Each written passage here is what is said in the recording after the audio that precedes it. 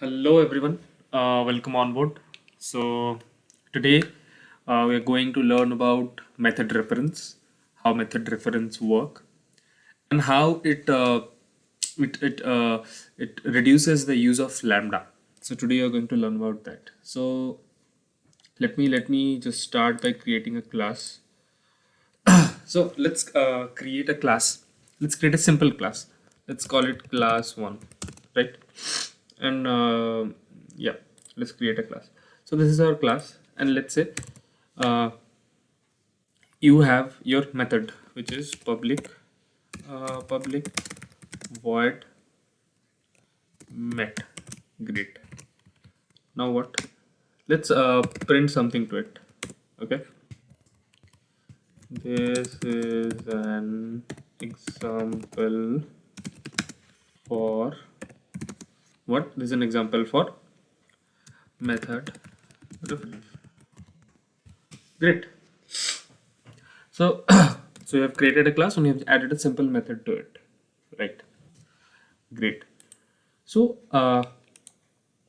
where lambda comes into the picture? Lambda comes into the picture whenever there is functional interface.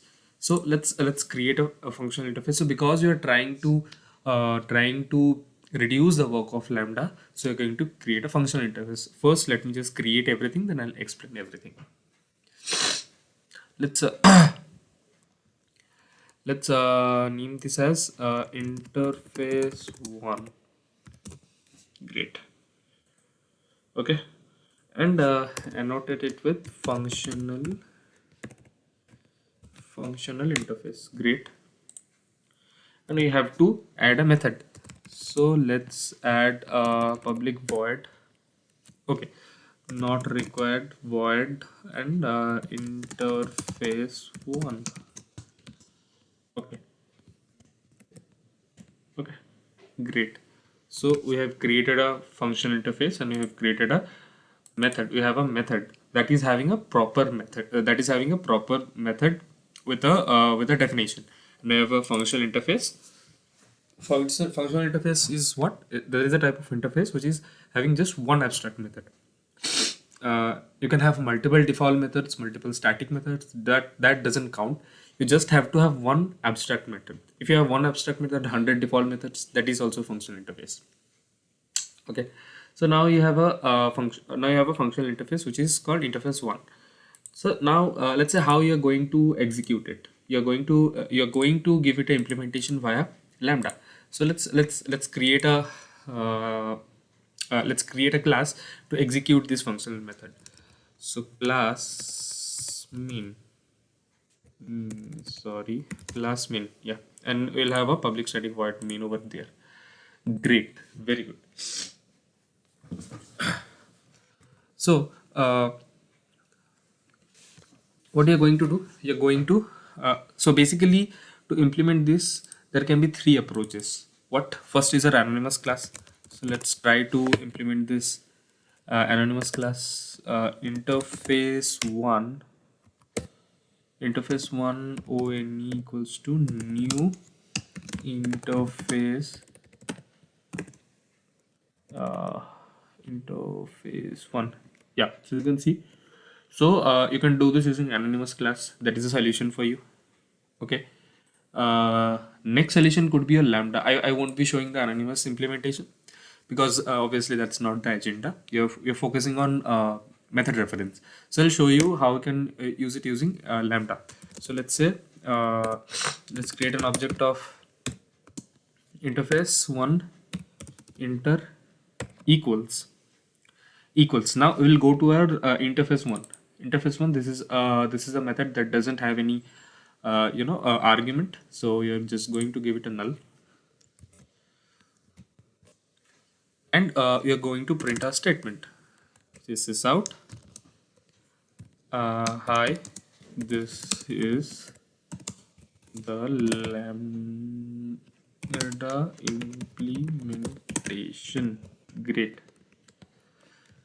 Okay, so now if you try to try to implement the method dot, what was the method? I think it was interface one. Yeah, this one. So if you try to execute this method, it will give you this. Hi, this is the lambda implementation. So what we have done, we have implemented a functional interface using lambda implementation. Okay, so what are you doing over here? We are giving the functional method a definition, but let's say you have a requirement where you have the functionality already defined and you want the same functionality to be given to this interface method.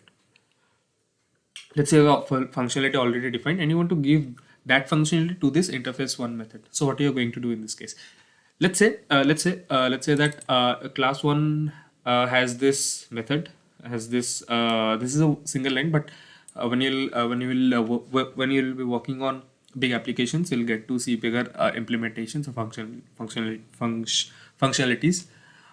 So let's say you want to give this functionality to this interface to this abstract method. How are you going to do that?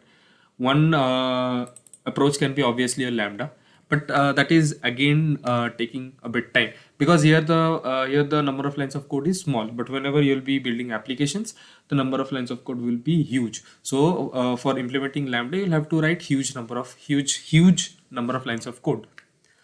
So there is a different approach to it, which is method reference. EMC, yeah. So what you're going to do in that case? In that case, you have to create an object to interface one. That's for sure.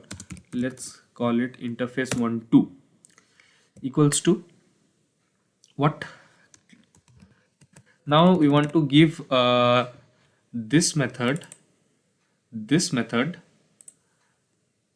particular method the implementation of this method. So what you are going to do, you're just going to okay okay, so now you notice that this particular method is not a static method, right? So first you have to create an let's say this is a static method. Let's say this is a static method, right? Let's say this is a static method. So how will you do? So what you will do is you will just class1, and you're going to write the method name, which is what? Met. You don't have to give this anything to it, right? Now whenever you will implement this, that is inter okay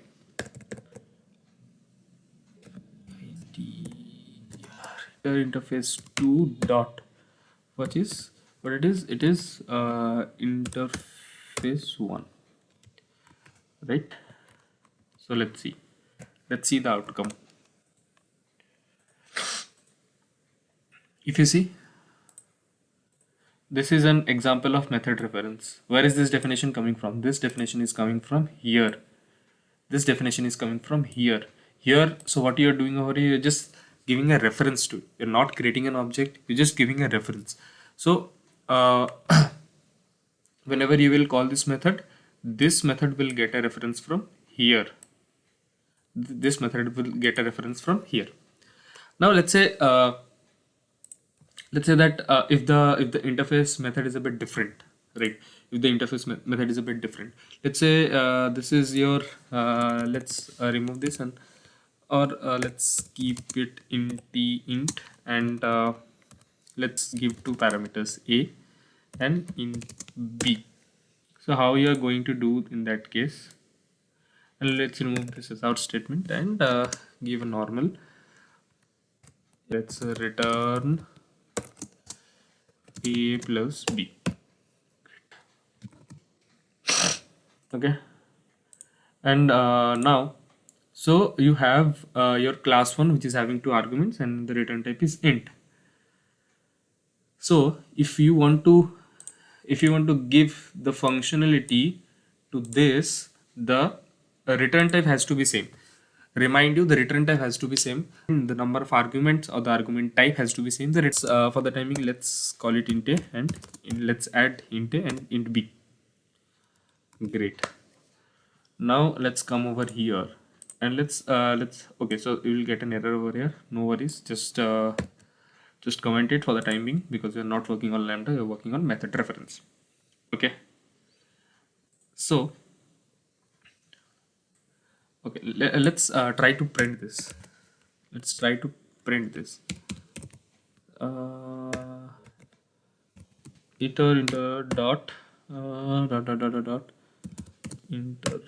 Okay, let's give two my arguments, which is 2 and 5, 2 and 3. And why you're getting this? Because you have a void over here. You need to make it integer. Think now it will work. Yes. See, it is working. Run as Java application. Yeah, it's printing 5. So I think that was pretty much it. Okay. One variant is, let's say this is not a static method, it's a non-static method. So how you're going to implement in that case? In that case, you have to create an object of class 1. Class 1 CLS equals to new class 1. Okay. And what is this? CLS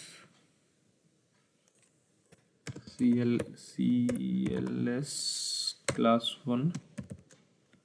What is it? Met, right?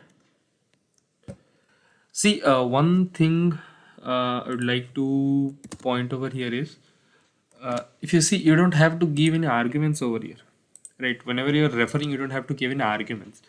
When you have to give the arguments, whenever you will be calling the functional interface apps, like interface method, then you're giving the arguments. So you don't have to bother about the arguments. You just have to refer it. That's it. Just refer it. While calling the method, it will give arguments and everything, right? That's it.